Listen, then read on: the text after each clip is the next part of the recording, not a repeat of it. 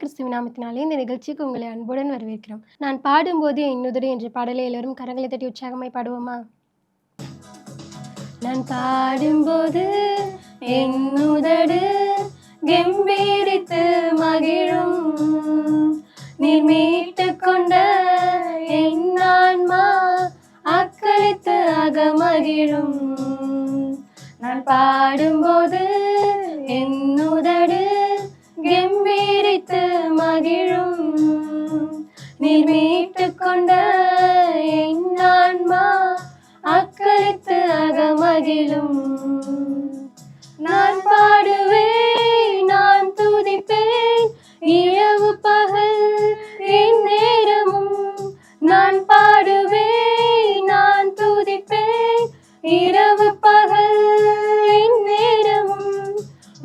துதியால் என் நாவு நிறைந்து இருப்பதாக,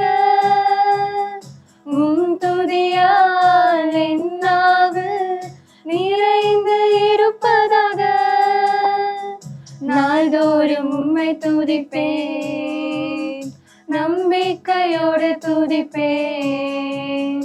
நாள்தோறும் உம்மை துதிப்பேன், நம்பிக்கையோடு துதிப்பேன். நான் பாடும்போது என்னுதடு கெம்பீரித்து மகிழும், நீர் மீட்டு கொண்ட என் ஆன்மா அக்களித்து அகமகிழும்.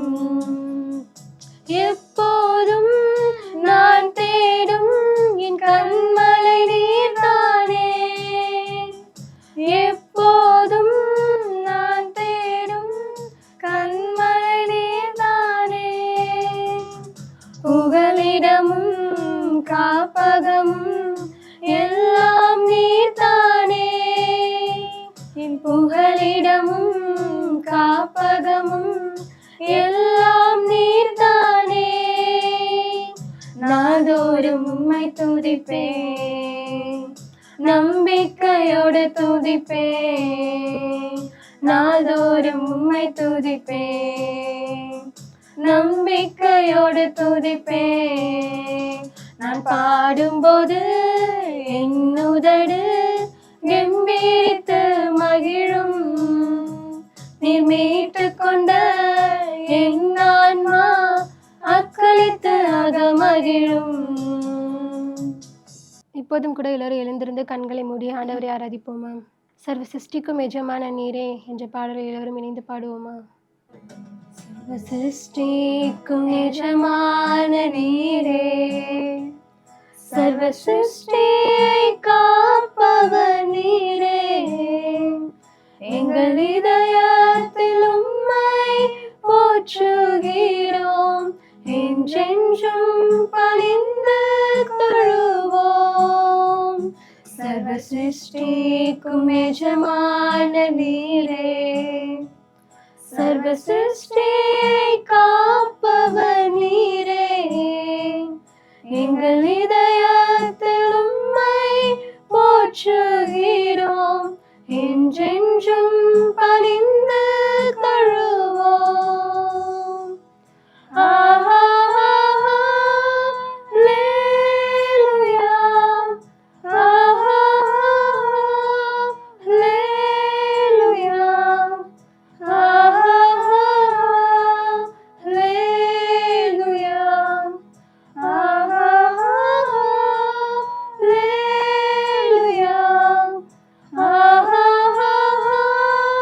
அல்லேலூயா, ஆஹா அல்லேலூயா, ஆஹா அல்லேலூயா, ஆமென். வனம் பூமி ஒளிந்து போனாலும் உம் வார்த்தை என்றென்றும் மாறாதே. இவ்வாழ்க்கை அழிந்து மறைந்து போம், விசுவாசி என்றென்றும் பிழைப்பான். வனம் பூமி ஒழிந்து போனாலும் உம் வார்த்தை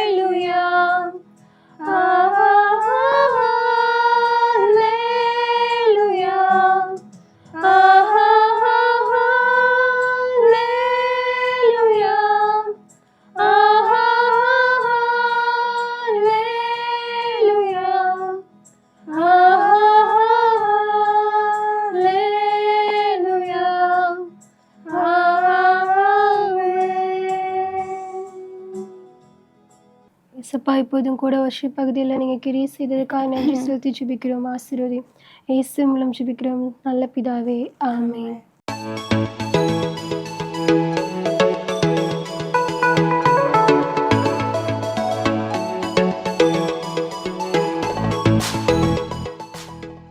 இயேசு கிறிஸ்துவின் இனிய நாமத்தினாலே ஸ்டூடெண்ட்ஸ் டைம் இந்த ப்ரோக்ராமை பார்த்து கொண்டிருக்கிற ஒவ்வொரு மாணவ மாணவியருக்கும் என் அன்பின் வாழ்த்துக்கள். இப்பொழுது கூட நம்ம ஒரு 5 நிமிஷத்தில் ஒரு சின்ன டிப்ஸை பார்க்க போகிறோம். ஃபஸ்ட்டு சூஸ், சரியா? இப்போ நான் சென்னைக்கு போகிறேன் அப்படின்னா நான் என்ன செய்வேன் அப்படின்னா, அப்போ இவ்வளோ டிக்கெட்டு இவ்வளோ செலவாகும், சென்னைக்கு போகிறதுக்கு இவ்வளோ செலவாகும் அப்படின்னு சொல்லி டிக்கெட் கணக்கு பார்ப்பேன். கணக்கு பார்த்து ரூபாய் வச்சுக்கிடுவேன். அடுத்து எவ்வளோ நேரம் போகணும் அப்படிங்கிறதும் நான் கணக்கு பண்ணி வச்சுட்டு அதுக்கு தக்கன ஆயத்தப்படுத்தி தான் நான் போவேன் இல்லையா? சென்னைக்கு போகணும், ஆனால் நான் வாட்டில் பிளான் பண்ணாமல் நான் ஏறி போயிட்டேன்னா வேறு எங்கேயாவது போயிடுச்சுன்னா ஒன்றும் பண்ண முடியாது, டைம் வேஸ்ட் ஆயிரும், அதே போல் காசு வேஸ்ட் ஆயிரும் இல்லையா? அதே போல் நீங்கள் எந்த முடிவை சூஸ் பண்ணாலும் நீங்கள் என்ன செய்யணும்னா, இதை நான் செஞ்சிருவேனா, இது என்னால் முடியுமா அப்படின்னு சொல்லி நீங்கள் சூஸ் பண்ணிவிட்டு அதை நீங்கள் ஒரு வேளை காலேஜாக இருக்கலாம், நல்ல காலேஜாக இருக்கலாம், இல்லை நல்ல கோர்ஸாக இருக்கலாம், இல்லைன்னா ஏதாவது நல்ல ஒரு வேலையாக இருக்கலாம். எந்த காரியமானாலும் ஃபஸ்ட்டு நீங்கள் என்ன செய்யணும், சூஸ் பண்ணணும். சூஸ் பண்ணிவிட்டு இது என்ன முடியுமா, இதை முடிச்சிடலாமா, இது எப்படி முடிக்கணும், இது எப்படி செய்யணும் அப்படின்னு சொல்லி யோசித்து முடிவெடுத்தா நீங்கள் செய்யணும். அப்படி செய்யும்போது தான் நமக்கு என்ன செய்ய முடியும், நம்ம அந்த காரியத்தில் நம்ம ஜெயம் எடுக்க முடியும் இல்லையா? அதனால் ஃபஸ்ட்டு நீங்கள் என்ன செய்யணும், சூஸ் பண்ணணும். சூஸ் பண்ணி இது எப்படிலாம் பண்ணணும்னு சொல்லி சூஸ் பண்ணிவிட்டு தான் நீங்கள் முடிவெடுக்கணும். ஒரு காரியத்தை செய்யணும் அப்படின்னா சூஸ் பண்ணிட்டு முடித்தாதான் உங்களுக்கு சக்ஸஸாக முடியும். ரெண்டாவது பார்த்தீங்கன்னா சான்ஸு, உங்களுக்கு கிடைச்ச சான்ஸை நீங்கள் யூஸ் பண்ணிக்கணும். இல்லை நாளைக்கு நான் இதை பார்த்துக்கிறேன், இல்லை நாளைக்கு பார்த்துக்கிறேன் அப்படின்னு நீங்கள் தள்ளி போட்டு போனீங்கன்னா அது அந்த சான்ஸ் உங்களுக்கு பின்னாடி கிடைக்காமையே கூட போகும் இல்லையா? இப்போ அதாவது உங்களுக்கு தாளந்தாக இருக்கலாம், உங்களுக்கு திறமையாக இருக்கலாம், எதுவானாலும் சரி, நீங்கள் உங்களுக்கு கிடைக்கிற சான்ஸை நீங்கள் என்ன செய்யணும், பயன்படுத்திக்கணும் இல்லையா? இல்லை இது எனக்கு இது கொஞ்சம் தான் தெரியும், என்னால் இந்த தாளந்தை நான் இதை பயன்படுத்தினா நான் தோல்வி அடைஞ்சிட்டா என்ன செய்ய அப்படின்லாம் நீங்கள் நினைக்கவே கூடாது. என்ன செய்யணும் அப்படின்னா, உங்களுக்கு கொஞ்சம் திறமை இருந்தாலும் நீங்கள் அதை பயன்படுத்த தான் உங்களுக்கு அது அதிகமாக உங்களுக்கு பெருகும். இப்போ இறைக்கிற கிணறு தான் ஊறுன்னு சொல்லுவாங்க இல்லையா? ஒரு கிணறு இருக்குன்னா தண்ணியை இறைக்க தான் அது ஊறும், அது சும்மா கிடந்தா ஊறாது. அதே போல் தான் உங்களுக்கு இருக்கும் தாளந்தை, உங்களுக்கு கிடைச்ச வாய்ப்பில், உங்களுக்கு கொடுக்கப்பட்ட வாய்ப்பை நீங்கள் சரியாக உங்கள் தாளந்தை பயன்படுத்திங்கன்னா நிச்சயம் நீங்கள் வெற்றி பெறலாம். இல்லை என்னால் முடியுமோ முடியாதோ, நான் தோல்வி அடைஞ்சிடணும் அப்படிங்கிற பயமே இருக்கக்கூடாது. பயப்படாதபடி பரவாயில்ல, எனக்கு முடிஞ்சதை நான் செய்கிறேன், இதில் தோல்வி ஆனாலும் பரவாயில்ல, வெற்றி ஆனாலும் பரவாயில்ல, இதை எதனாலும் நான் என்ன செய்வேன், அட்ஜஸ்ட் பண்ணிக்கிறேன் அப்படின்னு சொல்லி நீங்கள் முயற்சி பண்ணும்போது தான் நீங்கள் அதில் சக்ஸஸாக உங்களால் என்ன செய்ய முடியும், அந்த வாய்ப்பை பயன்படுத்தும் போது தான் உங்களால் எந்த ஒரு இதுவுமே, எந்த வேலையோ எந்த படிப்போ எதுனாலும் சக்ஸஸாக நீங்கள் அடைய முடியும். அடுத்து சேஞ்சு, உங்களுக்குள்ளாய் ஒரு மாற்றம் வேணும். நீங்கள் சின்ன பிள்ளைங்களா இருந்தீங்க, குட்டி பிள்ளைங்களாம் இருந்தீங்க, இப்போ கொஞ்சம் கொஞ்சம் வளர்ந்துட்டீங்க இல்லையா? இப்போ ஒரு பருவத்தில் நிற்கிறீங்க. அப்போ அதுக்கேற்ற அறிவு, ஞானம், நல்ல தெளிவு இல்லையா, இது எல்லாம் உங்களுக்கு வரணும். நீங்கள் எப்படி வளர்றீங்களோ அதே போல தான் உங்களுக்குள்ளே ஒரு மாற்றம் வரணும். இப்போ உள்ள காலத்துக்கு தக்கனாக நீங்கள் என்ன செய்யணும், மாறணும்னு நிறைய கற்றுக்கொள்ளணும்னு நினைக்கிறோம். இப்போ ஒரு வண்ணத்து பூச்சி இருக்குன்னு வைங்களேன், அது ஃபஸ்ட்டு முட்டையாக இருக்கும், அடுத்து என்னவா இருக்கும்னா அது கூட்டு புழுவாக இருக்கும் இல்லையா? அந்த புழு அழகான கொஞ்ச நாள் கழிச்சு கொஞ்சம் அழகான ஒரு வண்ணத்து பூச்சியாக வரும் இல்லையா? அப்படிதான் ஒவ்வொரு நாளும் நம்ம வளர்ச்சி பெறணும். உங்கள் லைஃப்பில், உங்கள் ஸ்கூல் லைஃப்லையும் சரி, காலேஜ் லைஃப்லையும் சரி, நீங்கள் வர நிறைய வளர்ச்சிகளை உங்களால் வளர்ச்சி அடையணும். அப்படின்னா நீங்கள் என்ன செய்யணும், இன்னும் நிறைய கற்றுக்கொள்ள வேண்டியிருக்கும். அப்போ நீங்கள் என்ன செய்யணும், அதை கற்றுக்கொள்ளணும். அப்படியே குழந்தை மாதிரியே இருந்தால் ஒன்றுமே என்ன செய்ய முடியாது, எதுலையுமே ஜெயிக்க முடியாது அப்படின்னு சொல்லி பார்க்குறோம். அதனால நீங்கள் எப்படி வளர்றீங்களோ அதே போல் உங்கள் அறிவு, ஞானம் எல்லாமே வளரணும். இப்போ தாவீதுன்னு சொல்லி ஒரு கேரக்டர் பைபிளில் இருக்கிறார். அவர் ஃபஸ்ட்டு ஆடு மேய்ச்சார். ஆடு மேய்க்கும் போது தேவன் அவரை தெரிந்து கொண்டார். ஒருவேளை அவர் நினச்சிருக்கலாம், ஐயோ என்ன அபிஷேகம் பண்ணுறாங்களே, எனக்கு எத்தனை அண்ணன் இருக்காங்க, என்ன போய் 8வது பிள்ளை என்ன போய் தெரிஞ்செடுக்கிறாங்களே, நான்லாம் முடியாது, என்னாலாம் முடியாது, நான் வரமாட்டேன் அப்படின்னு சொல்லியிருந்தா நிச்சயம் அவர் அபிஷேகம் ஆண்டவர் தெரிந்து கொண்டிருக்க மாட்டார் இல்லையா? அடுத்து என்ன ஒரு ஸ்டேஜ் அப்படின்னா, அவர் வாலிபனாக வராரு. கோலியாத்துங்கிற ஒரு பயங்கரமான மனுஷன், அவங்க பெலிஸ்தியர், தாவீது இஸ்ரவேல் கூட்டத்தார். அப்ப 2 பேருக்கு யுத்தம் நடக்கு. சவுல் ராஜாவா இருக்கிற இஸ்ரவேலுக்கும் பெலிஸ்தியருக்கும் சண்டை, யுத்தம் வருது.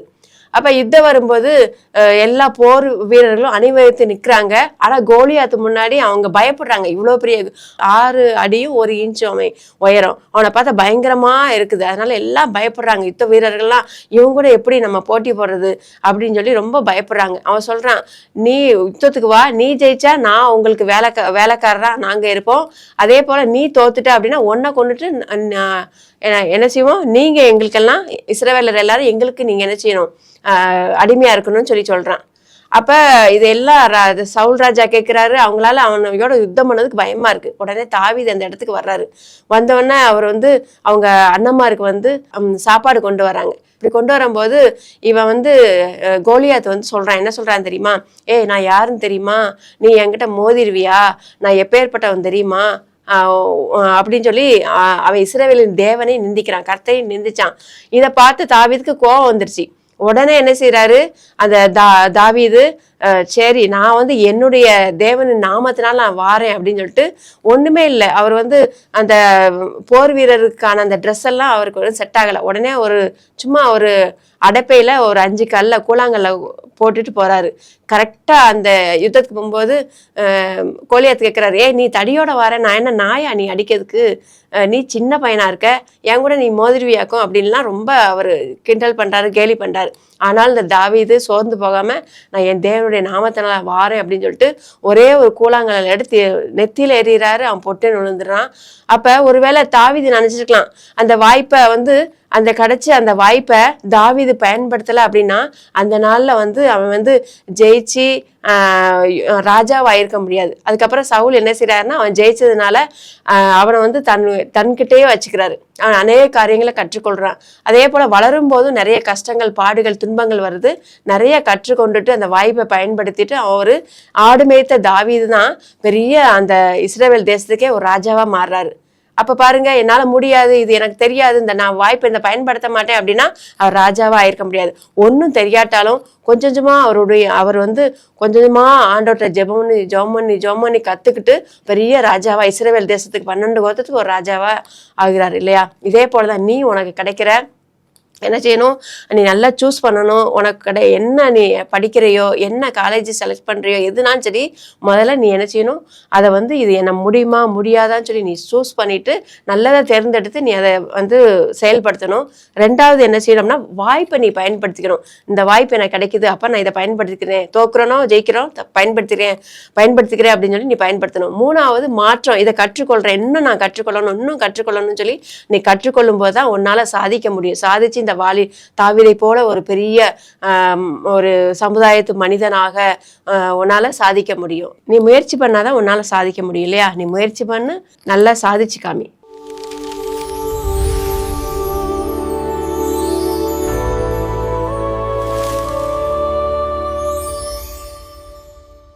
இந்த ஸ்டூடெண்ட்ஸ் டைம் ப்ரோக்ராம்க்கு உங்களை வரவேற்பதில் மிகுந்த மகிழ்ச்சி. இந்த நாளின் தேவ செய்தி என்ன கருப்பொருளை மையமாக கொண்டது அப்படின்னா, உத்தமமாய் இரு அப்படிங்கிற தலைப்பில் நம்ம இன்னைக்கு தியானிக்க போகிறோம்.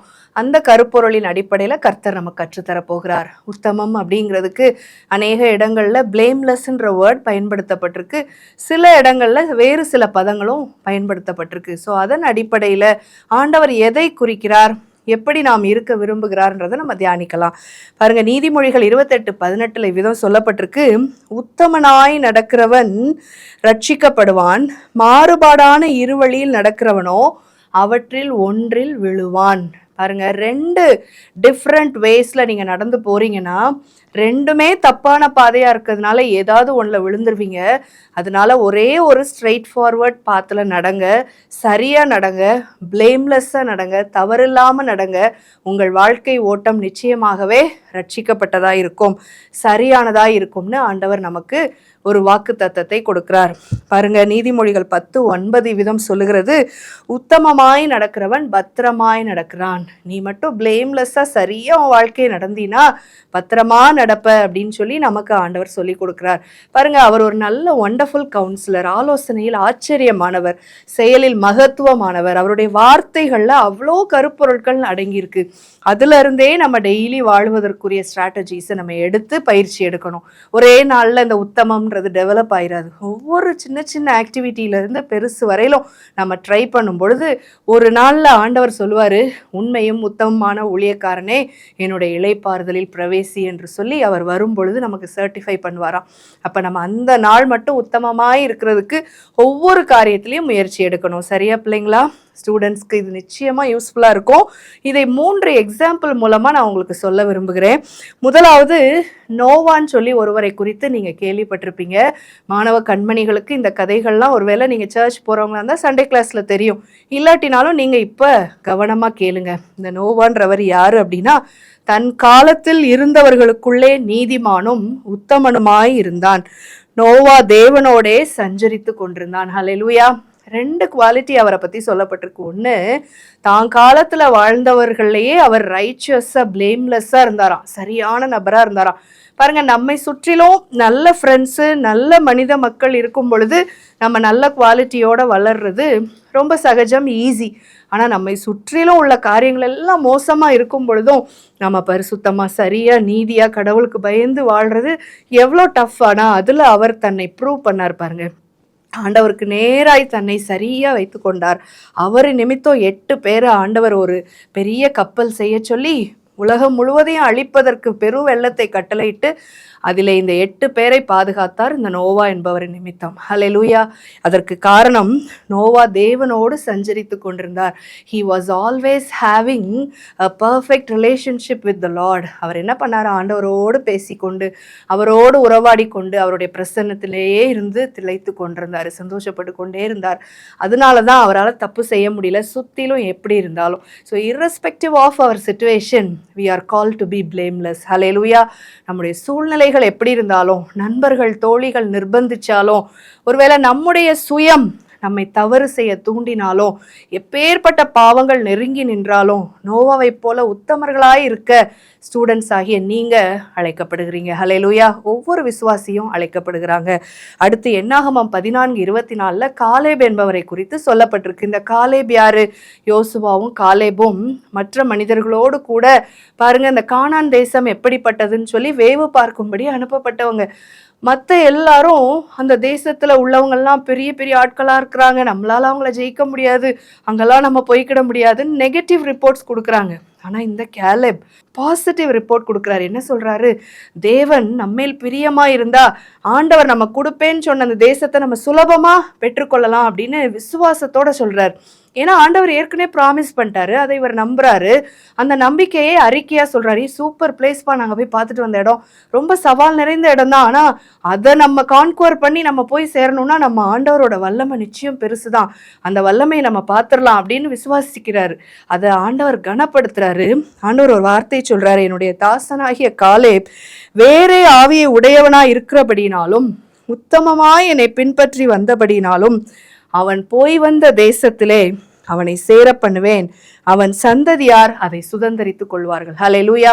ஒவ்வொரு ஸ்டூடெண்ட்டும் சரி, ஆண்டவரை அறிந்த தேவ பிள்ளைகளும் சரி, ஆண்டவருடைய வாக்கு தத்தங்களை அறிக்கை செய்து சவால் நிறைந்த சூழ்நிலைகளை பார்க்காதபடி நிச்சயமாய் தேவன் சொல்லியதை செய்வார்னு விசுவாச அறிக்கை செய்தோன்னா நமக்கு மாத்திரமல்ல, நம்முடைய எதிர்கால தலைமுறைகளுக்கும் சந்ததிகளுக்கும் ஆண்டவர் தேசங்களை சுதந்திரமாக வாக்களிக்கிறார். ஹல்லேலூயா. அநேக நன்மைகள் தேவனுடைய கரத்தில் இருக்கு. அதை பெற்றுக்கொள்ளுகிற அதிகாரத்தை நம்முடைய நாவல ஆண்டவர் வைத்திருக்கிறார். அதை நம்ம எதை டிக்ளேர் பண்ணணும்? ஜீவனுள்ள வாக்கு தத்தங்களை அறிக்கை செய்து பெற்றுக்கொள்ளணும். அதில் ஒரு உத்தமத்தை ஆண்டவர் எதிர்பார்க்கிறார். இந்த காலேபின் இடத்துல நோவாவிடத்தில் இருந்தது போல உத்தமமான ஒரு குவாலிட்டி இருந்துச்சு. அதை ஆண்டவர் என்ன செய்கிறாரு? அங்கீகரிக்கிறார். இங்கே ஆண்டவர் என்ன சொல்றாரு? அவர் என்னை எப்படி விசுவாசிச்சாரா? He followed me wholeheartedly அப்படின்னு ஆண்டவர் சொல்றாரு. முழு மனதோடு ஆண்டவரை நம்புறது ஒரு உத்தமம்னு சொல்லி தமிழில் பயன்படுத்தப்பட்டிருக்கு. அப்போ பாருங்க, நான் பிளேம்லெஸ்ஸாக வாழ்கிறேன் அப்படின்னா முழுமையாக ஆண்டவரை நம்புறது. ஆண்டவர் நமக்கு தலைவர்களாக கொடுத்துருக்கிற பெற்றோர்களை, ஒருவேளை உங்களுக்கு உயர்ந்த பொறுப்பிலே கொடுக்கப்பட்டிருக்கிற உங்கள் கண்காணிப்புக்கு வைக்கப்பட்டிருக்கிற பெரியவர்களை நீங்கள் அப்படியே நம்பி அவர்கள் சொல்லுகிற நல்ல கருத்துக்களை நீங்கள் ஃபாலோ பண்ணணும். அடுத்து ரூத் புஸ்தகத்தில் 3:10 இப்படி ஒரு வசனம் இருக்குது. உன் முந்தின நற்குணத்தை பார்க்கிலும் உன் பிந்தின நற்குணம் உத்தமமாயிருக்கிறது. ஹல்லேலூயா. அதை ஆண்டவர் ஆங்கிலத்துல எப்படி டிரான்ஸ்லேட் பண்ண உதவி இருக்கிறார்னா, this kindness is greater than that which you had already, which you showed earlier அப்படின்னு சொல்லி வெவ்வேறு பதத்துல சொல்லப்பட்டிருக்கு. பாருங்க, கைண்ட்னஸ் என்ற பதம் உத்தமத்திற்கு சொல்லப்பட்டிருக்கு. அப்படியானால் முதல்ல சொன்னேன் blameless என்று சொல்லி, ரெண்டாவது ஹோல் ஹார்ட்டட்லி, மூன்றாவதாக கைண்ட்னஸ். பாருங்க, நீங்க மன உருக்கத்தோடு மற்றவர்களுக்கு உண்மையாய் நீங்க உதவி செய்கிற அந்த குணம், அல்லது ஆண்டவர் பார்வையில நீங்க என்ன செய்றீங்க, உங்களை தாழ்த்தி இரக்க குணத்தோடு நீங்க இருக்கிறீங்க அப்படிங்கிறது அவருக்கு பிரியமா இருக்கு. அதை இங்கே போவாஸ் பாராட்டுகிறார். ரூத் என்கிற ஒரு மகளை பாராட்டி, அவள் சாதாரணமாக வேலை செய்ய வந்த வயலுக்கு உரிமையாளராக ஆண்டவர் மாற்றி விடுகிறார். ஹல்லேலூயா. பாருங்க, நீங்க சின்சியரா உண்மையா பிளேம்லெஸ்ஸா வாழ பழகுனீங்கன்னா, உத்தமமா வாழ்ந்து பழகுனீங்கன்னா, இந்த ஸ்டூடெண்ட் ஸ்டேஜ்ல ஒரு பேப்பர்ல எக்ஸாம் எழுதும்போது காப்பி அடிக்காம, அல்லது யாருடைய பொருட்களையும் நீங்க எடுத்துக்கொள்ளாம, தேவையில்லாம கிளாஸை டிஸ்டர்ப் பண்ணாம, உண்மையா ஹோம்ஒர்க் பண்ணி சரியா கிளாஸை கவனிச்சு பேரண்ட்ஸ்க்கு கீழ்ப்படிந்து என்று சொல்லி ஆண்டவருக்குரிய காரியங்களை முதன்மையான இடத்தை கொடுத்து, இப்படி ஒவ்வொன்றிலையும் பணத்தை கையாளுவதில், ஃப்ரெண்ட்ஷிப்ல இப்படி சரியாய் உத்தமமாய் இருக்க பழகும் பொழுது ஒரு காலகட்டத்தில் ஆண்டவர் உங்களுக்கு உரிமையாக அநேக காரியங்களை கொடுத்து உங்களை மேன்மைப்படுத்த வல்லமையுள்ளவராக இருக்கிறார். ஹல்லேலூயா. பாருங்க, 1 சாமுவேல் 15:22 நான் சொல்லி நிறைவு செய்கிறேன். அதுல இப்படி ஒரு வசனம் நம்ம எல்லாருக்கும் ஆணித்தரமா இருதயத்தில் பதிக்கப்பட வேண்டிய சத்தியம் சொல்லப்பட்டிருக்கிறது. பலியை பார்க்கிறோம் கீழ்ப்படிதலும். எதற்கு கீழ்ப்படினோம்? கர்த்தருடைய சத்தத்திற்கு, இந்த வேதத்திற்கு, அதிலே சொல்லப்பட்டிருக்கிற ஒவ்வொரு ஆழமான சத்தியங்களுக்கு. ஆட்டுக்கடாக்களின் நினத்தை பார்க்கிலும் செவி கொடுத்தலும் உத்தமம். அப்படின்னா என்ன அர்த்தம்? இந்த ஆட்டுக்கடாக்களின் நினம்ன்ற வார்த்தையில ரொம்ப புதுசா இருக்குல்ல. ஒன்றும் இல்லை, காணிக்கை, தலை சிறந்த காணிக்கை. நீங்கள் ஒருவேளை நிறைய அமௌண்ட்ஸ் சேவ் பண்ணி வச்சு உங்கள் பாக்கெட் மணிலேருந்து எடுத்து ஏசப்பா கொடுக்கணும்னு எடுத்து வைக்கிறீங்கல்ல, அது ரொம்ப நல்ல குவாலிட்டி தான்.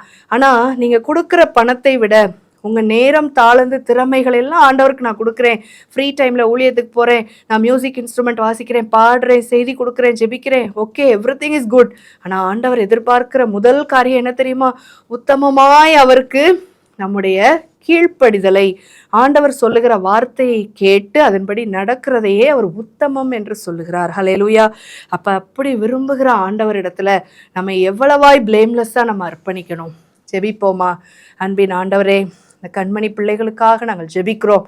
தங்கள் நேரத்தை ஒதுக்கி இந்த சத்தியத்தின் மூலமாய் தங்கள் வாழ்க்கையை சீர் செய்து கொள்ள அர்ப்பணித்திருக்கிற ஒவ்வொரு தெய்வ பிள்ளைகளை கர்த்தர் ஆசீர்வதிச்சிருங்க.